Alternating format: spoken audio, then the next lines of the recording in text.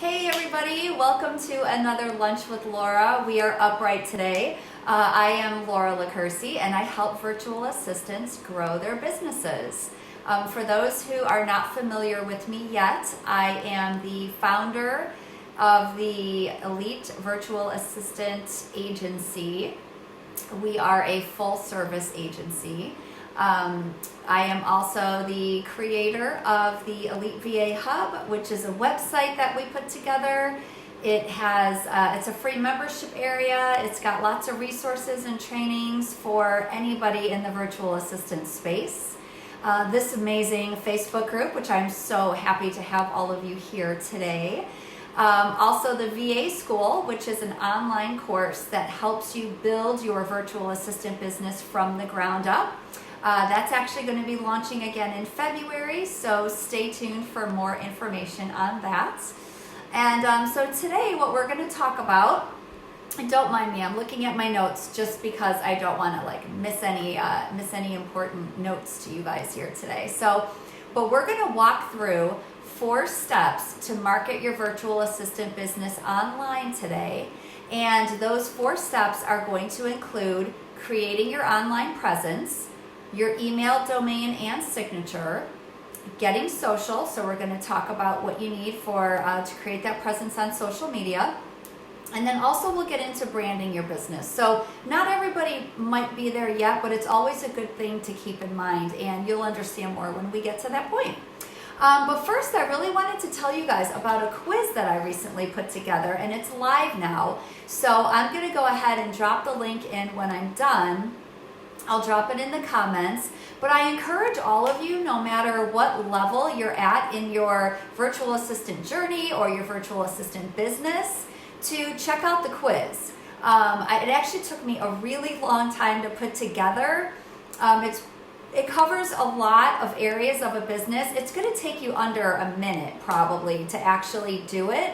But it really helps you see all of the different things that are involved in having a VA business, and then it's going to give you an outcome page that's going to exactly gauge how healthy your VA business is, and then it's going to give you some action steps that you would be able to take right away. So again, I will drop that quiz link in when I'm done here today, and I hope all of you guys will take it because I think you'll really benefit from it, and I'd love to get your feedback on it once you're done.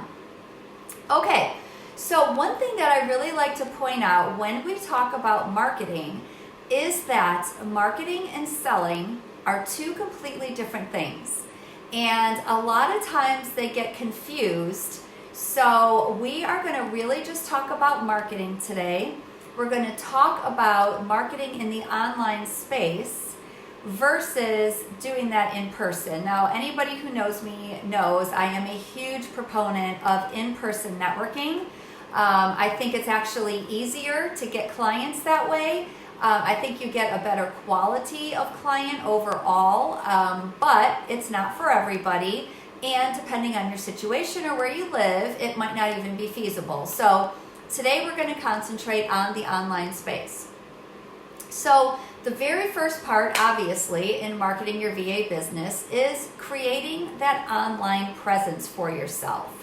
And there's a lot of areas that you really need to consider when you are starting to put this online presence together. And it really goes back to, and I know I probably sound like a broken record, but it goes back to those foundational steps that we went through earlier this month. You have to have all of those foundational pieces in place for almost every part of your business. And it all comes together, and it's going to come together in your marketing as well. So the first part about that is know the vision for your business, right? It's always good to have that vision in front of you at all times, especially when you are creating your marketing pieces. So if you haven't come up with your vision yet, go back a week or so ago and look at that video so that you can put that vision together so you have that done for your marketing. You also need to know your target audience. And I know, again, I sound like a broken record, but this is so big for every single part of your business, and especially in your marketing, because if you remember, I always say you can't be all things to all people. And this is so true with your marketing, because you cannot try to just throw a broad blanket out there where you're going to help everybody and expect to bring in the right people to your business, who's going to be your target market and your ideal client. So make sure that your marketing is going to come across to your target market. And one of the really big things to think about when you are marketing to your target market is, where does that target audience hang out for you? And a lot of times we don't really give this enough of a consideration. And the reason it's so important is because if your target market is hanging out on LinkedIn, but you are an avid Facebook user and you love Facebook and you want to market on Facebook, you are not going to reach your target market. So, and that's gonna fall true with anybody out there. So you've got to make sure that you do some research and find out, where is it that my target market is hanging out? Do they even hang out on social media? Maybe they actually are, they like to go to forums, maybe something like Quora or Reddit or something like that. So try to think broad and think about other areas that people might be hanging out. And another tip I have for you is, if LinkedIn is maybe where your target market hangs out and it overwhelms you because there is a lot of activity on LinkedIn, try something smaller. Try something like Alignable, which is another one of those platforms that is similar to LinkedIn. It really hits on the professional versus the average Facebook user or, Pinterest pinner. But it's going to be a much smaller level and a smaller scale, and you might have some more success in something like that versus the masses on, a platform like LinkedIn. So think about that. Think about who your competition is and do a little bit of research into them. See what they're doing. You might be able to pick up some tips don't copy them, but see what they're doing. Pick up some things that you might like. Maybe you see things that you don't like, but a lot of times researching your competition will help give you some really good ideas when it comes to marketing your business. And then you also have to remember, and again, this was part of our building blocks, that building that foundation, you've got to know your unique selling proposition, know your message, because when you're creating your marketing, you need to be able to get that message across in your marketing. Okay, so all of these steps are really going to help you also create wherever you are going to house your information, like your little hub. So whether that's a website or whether you're just starting out using, a Facebook page, a LinkedIn page, a LinkedIn profile, remember, all of that stuff is free. So if that's where you're starting, you're on a shoestring, create that LinkedIn profile, create a company page. It's all free. Create a Facebook profile. I'm sure you already have. Most people have a Facebook profile, but make sure that in your profile, it directs people where to go for your business as well, right? And then you can create a page from that. So just think about it. And I know that, it really has to be able to meet you where you're at right now. Obviously, a website is ideal. I do think it's important to have one. But again, if it's not in the budget, then do what you can do and do what you can afford.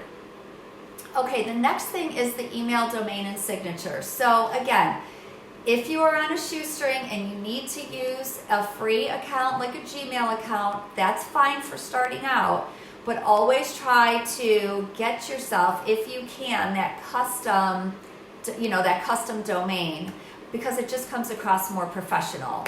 But either way, don't have something like Pookie Kitty 87, back in the 80s or 90s, whoever your favorite boy band was, or, whatever you were doing back then.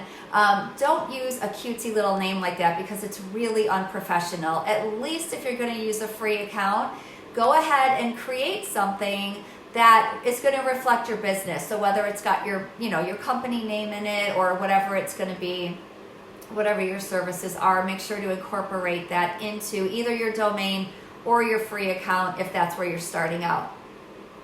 And then utilize that email signature. Okay, so many people underutilize their email signature, and you can put so much information in that. Okay, not only your name and your company name, but you can share all of the profiles any place that somebody can find you. You can also have your message in there, what you do and who you're doing it for. And you can also have a link in there so that people can easily schedule a call with you. The best piece of advice that I can give you is to make it as easy as possible to do business with you, right? You don't want people to have to search all over to figure out, well, how do I schedule a call with them? How can I find out more about them? Keep it all in one spot and use that email signature because you can get a lot of information in that space. If you have certain certifications, memberships that you're part of, add that to your email signature. Think of it as your little advertising platform, because people don't do that, and it's a really good. You think about how many emails you get on like a daily and weekly basis, and you're always throwing that out there, so make sure people know what you do and where they can find you. Okay, now we're going to talk a little bit about getting social, so the whole social aspect of that online presence. So choose 1 to 2 platforms to focus on. So you've already done your research, you know where your target market's hanging out. If they seem to be everywhere, don't be everywhere, okay? Try to just concentrate on 1 to 2 places, because otherwise you're gonna drive yourself crazy, because every platform really has its own marketing strategy behind it. So you can't throw something that you would put on Facebook necessarily on LinkedIn, or vice versa, right? Because you've got a real professional social channel and you've got a more casual channel. If you're, on Twitter and you find that your people are hanging out on Twitter, again, you can't put as much on Twitter as you can in a post somewhere else. So instead of trying to fit your message across every possible platform, find out where they're at, and then just pick 1 or 2 to concentrate on so that you're not driving yourself crazy and falling down that rabbit hole. Plan out your content in advance. So, and I say this because this way it helps you create a more cohesive campaign than always trying to just post stuff on the fly. So if you can, plan it out by the week, ideally plan it out by the month. We call that batching, just batch your stuff together all at once. And I know sometimes it's easier said than done. I always start my year out like that. Luckily, I have somebody to do it for me, but there's a lot that I still do on my own. And if I find myself scrambling to try to put stuff together at the last minute, I notice it's never as good as if I take the time to plan it out. So always make sure that you do that. You can put so much more thought and strategy behind something that has a plan behind it. And remember that marketing is not selling. So when you are putting your content together and creating it, make sure that you are giving people value and not just trying to sell your services, because that is the biggest turnoff of all times. So you want to make sure that you are giving value, highlighting your expertise. What you want to do with your marketing is really guide somebody to your services when they're ready. So you're creating awareness, you're giving all this value to people, and then the plan is when they're ready for your service, they will come to you because they're going to remember you. They're going to remember the tips you gave them. They're going to remember, the blog or the article that you wrote, because in those you're highlighting your expertise and what you know, and that's what people are looking for. They don't want to be sold to, okay? Selling is a completely different technique, and you do not want to confuse the two, especially when marketing online. And the other thing that I would suggest, and I've talked about this before too, is having a free piece of content to offer somebody, because you can use that absolutely everywhere. It can be an opt-in on social media, it can be an opt-in on your website, it can be something that you offer somebody when you're talking to a potential client, or you're in front of a room full of prospects. You can always offer to give somebody this free piece of content that's going to help them in return for their email address. It's a pretty good, it's a pretty good situation there for everybody. And then the last thing that I want to talk about as far as the online, making that online presence and marketing your business, is think about branding. Now, this is not, I would not suggest this as the very first thing that you do, because again, you can fall down a rabbit hole with branding. I try to make things as simple as possible for people. So when you're ready for this step, just remember that branding is more than just colors and a logo. Okay, there's a lot that goes behind it, and 90% of that is what you've already built, right? Because again, you want to think about, who am I marketing to? You want to know who your ideal client is. So you want to be, marketing to your target market, and within that target market, marketing to that ideal client. And it should, your branding should actually encompass mission, vision, value statement, which we also created earlier, your unique message, whether it's a tagline, whether it's that overall feeling of your branding. There's a lot that goes into it, a lot more than just, like I said, colors and logos. But while we're talking about colors and logos, there's also a lot that goes into thinking about the colors. And a lot of times people like to do branding as an initial step because they want to create that brand awareness, right? And then incorporate that into their marketing, which I always suggest that you do it. But if it's going to stop you from actually making progress, then I'm just going to tell you it's something you can slowly work on. So a couple things I just wanted to go over is how colors can play such a big part. So colors can mean something to you, which is great, but they should also mean something to the people that you're marketing to, right? So for example, like if you think about the color red, you might think about, red is usually like excitement, it's passion, it's usually something very bold, whenever I think of red, I automatically think of Coca-Cola. Just because it's been around forever, it's always been their color, and that's what I associate red with. Orange, for example, energy, activity. I always think of vitamins, vitamin C. I always think of that, or some kind of citrus fruit. But in all honesty, that is what orange usually is. It's usually something that's active or energy. Something like green. Now, green can be something, it can mean a lot of different things to a lot of different people. So it's actually kind of nice because it can, really mingle with just about any business. But, you could think about nature. You could think about somebody's health. It could be money related. There's a lot that goes into green. And then the only other one I wanted to just quickly touch on is blue. So if you think about blue usually is trust and technology. And it makes, not that it makes me laugh, but if you look at a lot of the social channels, their icons are blue, right? You've got Twitter, you've got Facebook, you've got LinkedIn. And again, it's all tech-based. But when you think of those networks, you think of them as a trusted network. So think about the colors that are going into your branding when you're putting that all together. So just to do a really quick recap, those 4 steps to marketing your service is going to be creating that online presence, that email domain, and your signature. Make sure that you are utilizing your email signature. Getting social, do not spread yourself too thin and don't fall down a rabbit hole. Just concentrate on a couple of areas.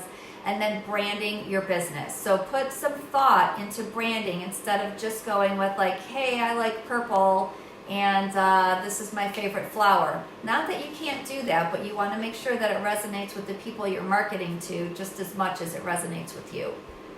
So again, if you have not joined our free membership area yet, just go to elitevahub.com, sign up, and you will be able to access all of our free downloads and all of our free video trainings, which are all categorized for you. If this was helpful to you, give me a like. If you have some comments or questions, feel free to leave them. I will definitely come back in and answer anything that I can. I will again drop the link for that quiz for you guys. I invite you to take it. And I hope you guys enjoy the rest of your Tuesday, enjoy the rest of your week. And next week, we are going to talk about selling your services. So we're going to go into that second phase of, now that you've done your marketing and created that awareness, and you're doing that passive phase, if you will, of selling, we're going to go into the proactive selling phase. So that's what we'll talk about next week. So thanks again, everybody. Have a great week.